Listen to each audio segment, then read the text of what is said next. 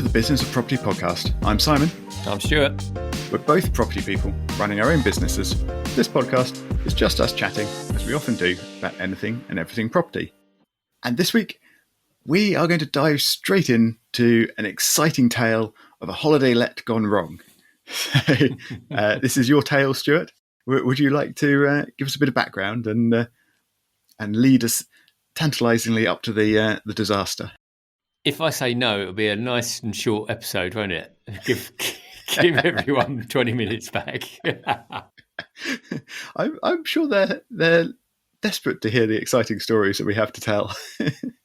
So this is based on a studio flat which we are selling in the Greater London area, and it's one which the buyer quite rightly wants to buy within the stamp duty extension period, which has now been extended.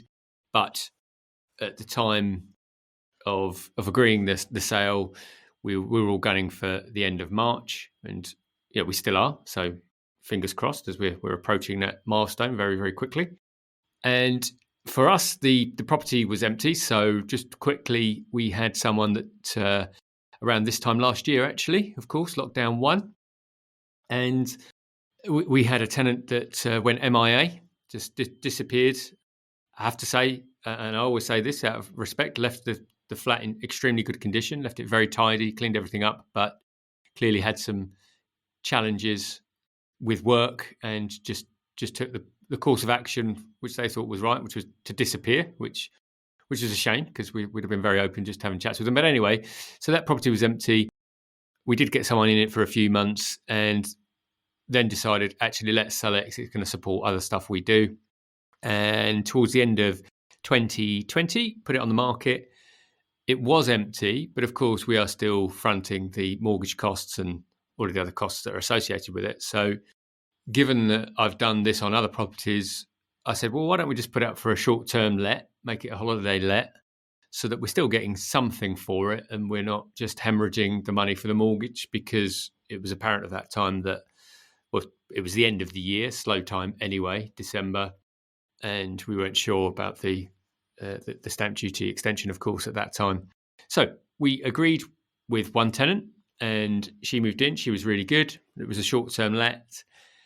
We had created a contract specifically for that, and I made a point of with those tenants that I would talk through that contract and the reasons why it was important to us, because it is a lovely little studio flat. But I had to be very clear with them, look, we are selling the property, so we can't let you have it for any longer than 3 months.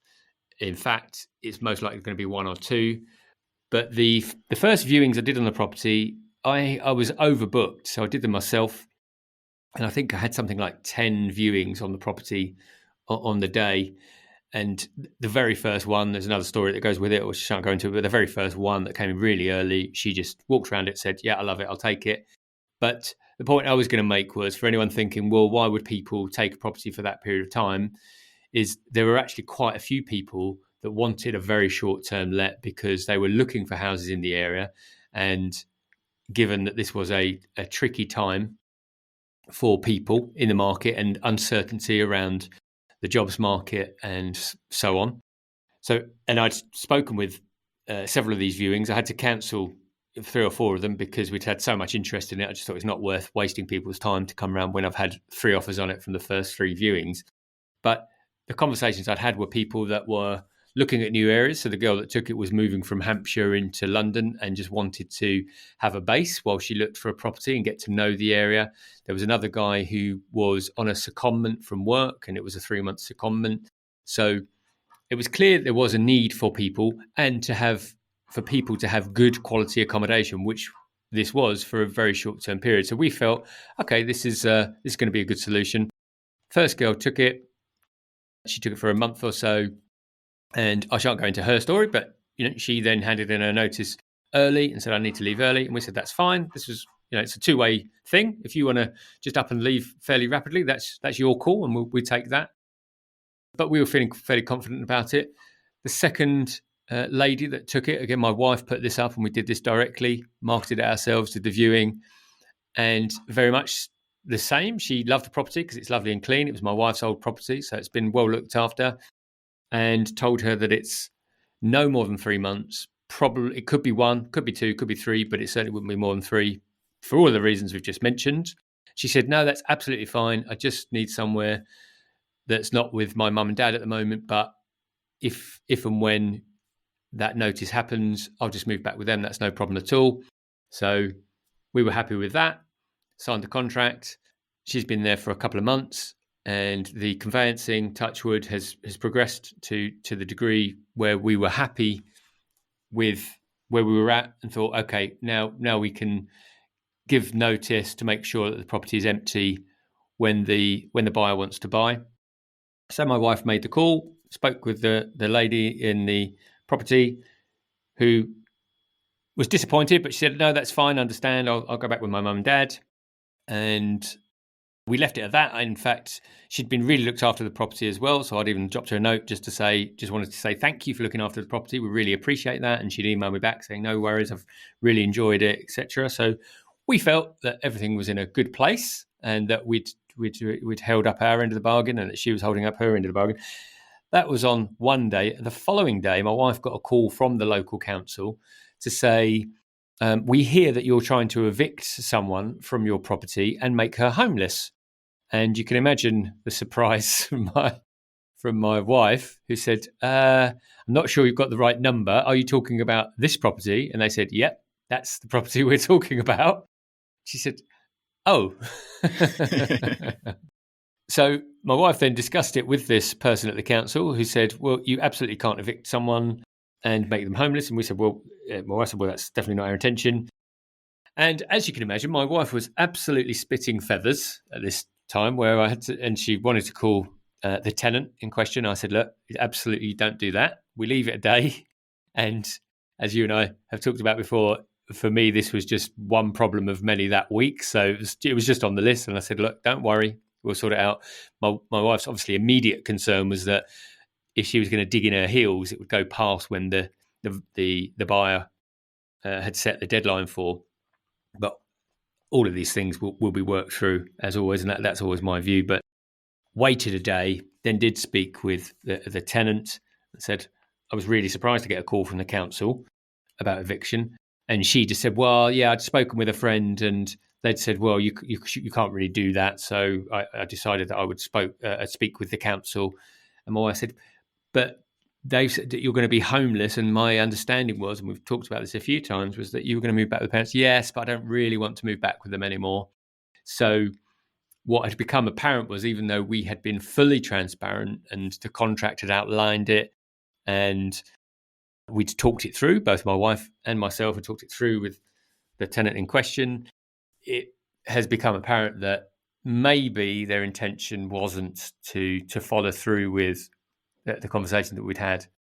So that's kind of the situation we're currently in. We're still working through, but what my wife was able to do with the tenant was speak with them and say, look, we understand, and we don't want to push anyone out of the building, even though we agreed that we could, and we've given you the month's notice, which we said we would. But what do you want? And the tenant said, I would like more time. And my wife just said, okay, that's fine. How much time do you want? And she said, well, I'd like another month. And we said, okay, we'll give you another month.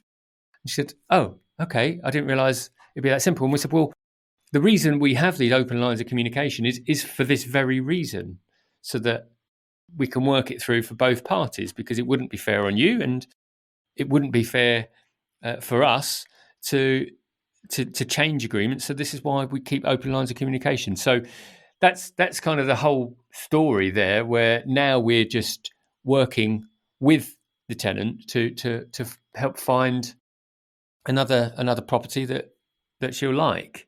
And I hope that will reach a positive conclusion. And I guess the only addendum for us is that my next move is to speak with the buyer to say, look, it's going to go past the end of March, obviously next week. But with the stamp duty extension, that's not going to be as potentially a big of an issue as it might have been. But even with the stamp duty holiday not extended, I was thinking potentially of ways around it, because the challenge was that the buyer is saying that they've got someone else that they want to bring into the property that's going to pay significantly more rent than we're taking for it, even though the rent we're taking for it is pretty good for the market. So that is the short-term let story. Yeah, thank goodness for the stamp duty holiday extension, hey? Added a lot more flexibility there that you may not have otherwise had. Do you believe the tenant now? Do you think they're just stringing you along a bit more and trying to lengthen their stay there, or do you think they are actually now looking for somewhere else and working out how they can move on? I always like to give people the benefit of the doubt, as I would like people to give me. I think that the tenant knows that the writing's on the wall because the notice has been served. So I think it would be strange for them not to do that. But the truth is, with my experience, you just don't know. You don't know. And of course, I've got another property that we are selling. Again, this is one in the southwest, and it's a one-bed property. And I'd met with the tenant who does have some challenges, let's say, which is why I wanted to be open. But this particular tenant has lived in the property for 5 years, so slightly different. But I had been open that we were selling the property. I told the tenant that it was in the process. And when we agreed to sell the property, I phoned this tenant and said, look, I've agreed to sell the property. Why don't you tell me what you'd be comfortable with in terms of a time frame, which I felt was quite fair, because I would have accepted pretty much, unless she said 3 years. Obviously, if we're talking months, I pretty much would have just gone along with what she'd said, because I would want her to feel comfortable about the move. So I said, just let me know how long you're going to need.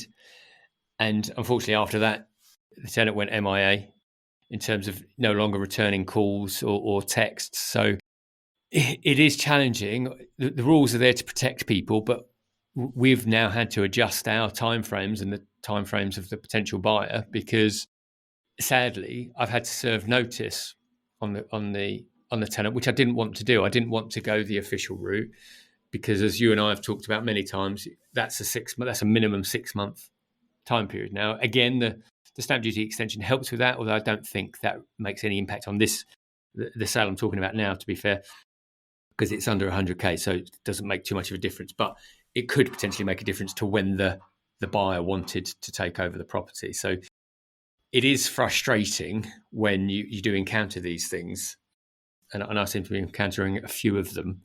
But I know you've had some experiences as well. Yeah, my experiences are thankfully from some time ago. But one of the things that seems odd to me in your current drama is how the council think that you're making someone homeless when it's a holiday let. They are supposed to have another home, which presumably is their parents' home, as far as sort of any official holiday let contract or whatever is concerned, because that's where they said they would go back to. And they're just temporarily out of there to their holiday location, and hence any eviction, any ending of that holiday let is not making somebody homeless, because they've stated that they have a home. And I can't help but feel that there must be some lack of detail getting through to the council to think that they are being made homeless. And I wonder if the council person talking about this to this tenant is even aware of what kind of accommodation and what kind of contract they're currently on, because it does make a difference. And I mean, serving notice with things like Section 21s or whatever isn't relevant for holiday lets. Holiday lets are on a completely different, contractual basis. So yeah, it's so many different potential moving parts and lack of information flow, I think, probably between people. Yeah. The thing that came back from the council, which we haven't looked at yet, which is something I do need to look at, because you're absolutely right. And I suppose my default is I always go back to, I want to say integrity, but in terms of what was agreed, what's in the agreement was, we've been fully transparent about it. But what has come back from the council, they've said that once the term exceeded 30 days, that the holiday let has become the holiday let contract is non-enforceable. Is essentially what they're saying. We haven't looked into that yet. So if there's anyone out there that has looked at this in depth, then please do feel free to get in touch with us. We will be looking at it depending on where we get to in the next period or so, in the next week or so, because as you've just stated, you can have a holiday let for longer and people can stay in them for longer. And the agreement is there in black and white. It's a signed agreement. So that is something that we need to research a little bit more, but I'm just raising that for other people as well, because that's something that's been brought to our attention. So it's worth knowing. That's very interesting. That's not something I've heard being mentioned before, but then I don't dig into holiday lets very much. So it's a whole new area of specialism. The experience that I had with well, not really an awkward tenant. This was some time ago now, and they'd been in the property for a while. I can't remember, certainly months, maybe even years, and they had started to have trouble affording the rent, and hence their rent payments had been gradually reducing. And I'd been talking to them and discussing this with them, and they said, "We're very sorry, but just can't afford the rent at the moment. We're paying what we can, but we can't afford any more." And sort of after some while, we effectively agreed, as in the tenant and myself agreed, that I would need to evict them because they couldn't afford to carry on living there. And hence, that was the process that I had to start.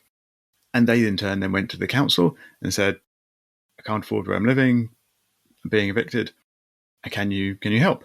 And the council basically said, "No, not until you are actually physically kicked out of the property will we do anything."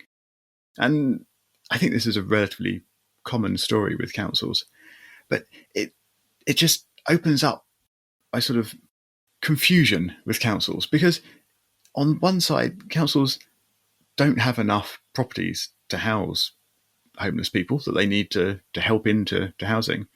So they have to rely on the private rental sector and private landlords, and they need their support. And quite a lot of councils run specific schemes where they pay extra rent up front, or they guarantee the deposit, or have various other sort of perks to help encourage landlords to take on their tenants. And then at the same time, other people in the same council are turning around saying, "No, refuse to go. Don't pay any rent. Just stay there. You've got months before the courts will kick you out. And I'm afraid that's what you've got to do if you want any help from us in finding another home." And I just don't understand how a council can really work like that. I do understand that they have conflicting incentives, and that they create this odd sort of competition between the departments and the people within the council.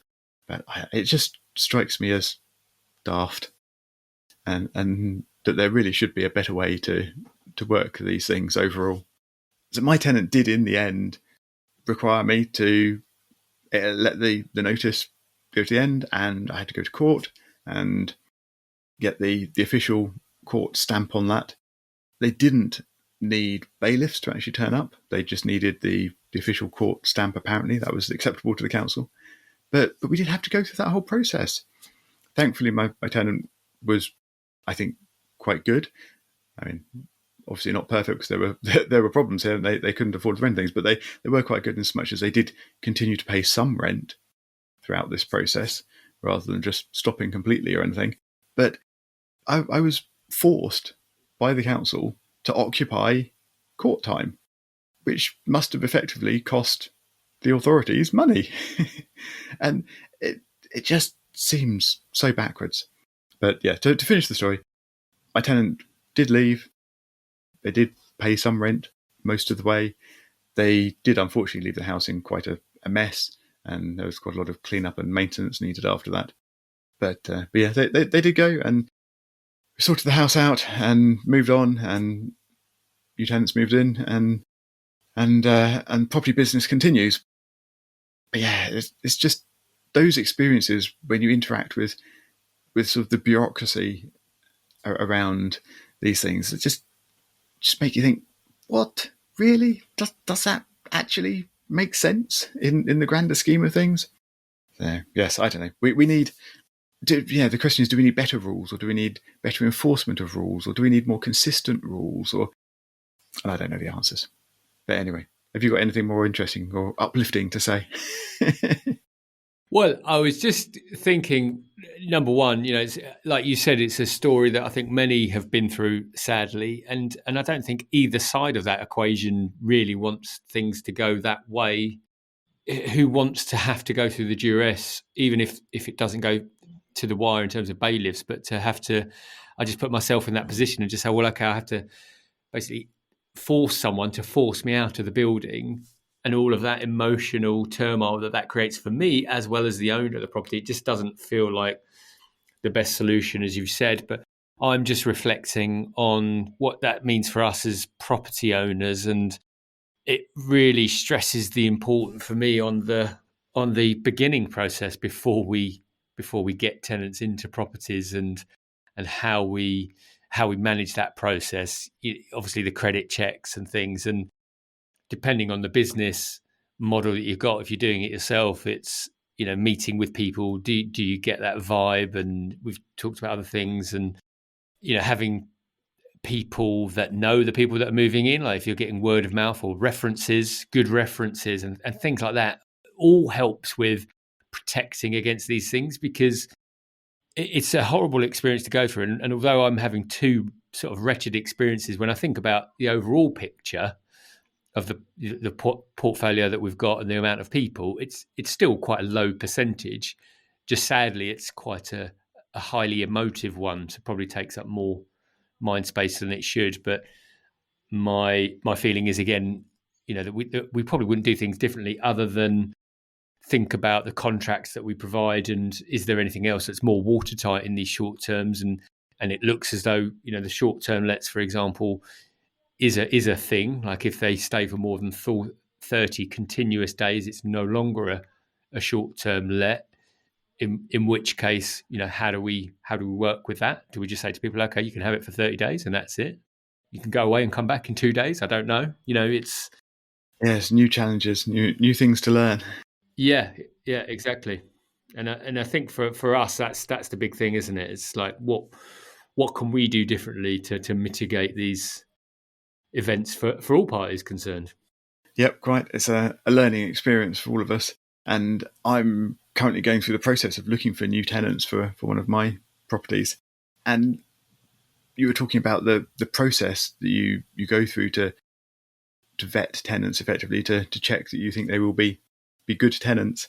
And one of my normal steps in that is to visit them in their current property, to get a feel for how they currently live and check that they aren't hiding a child or a dog or something under the stairs and not telling you that they're going to be moving in there or whatever. And of course, right now, in times of COVID, I can't do that, or at least I don't feel I can really do that. Asking to visit someone's house or home, perhaps I should say, in normal times is not much of an imposition. Maybe I have to clean up a bit, but that's about all. But asking them currently, it feels like so much more of an imposition, so much more of a heavyweight and potentially sort of risky request. But I don't feel I can really do that. So I'm needing to adapt my normal process a little bit. I always feel that's quite an important part of it. Can you reach out to the current landlords? I can, and I will. So I will always do a reference check, and that will always involve a reference from the current landlord. I don't know whether I might extend that to actually talking to the current landlord. I think that might actually be a good extra step. But quite a lot of the time, of course, there isn't a direct landlord available. It's actually an agent, and the agent probably isn't going to care very much.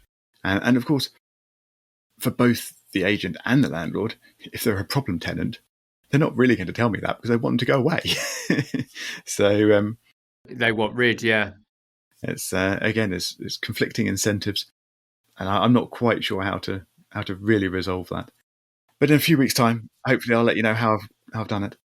Yeah, I think because I was thinking the same thing, but I think your point around speaking, if you can speak with the landlord, because you're right. If I've got a problem tenant and I'm thinking, yeah, I'm happy for this tenant to go, but if someone talks to me and says, how have they looked after your property? Yeah, I'm going to say they've looked over it, looked after it okay.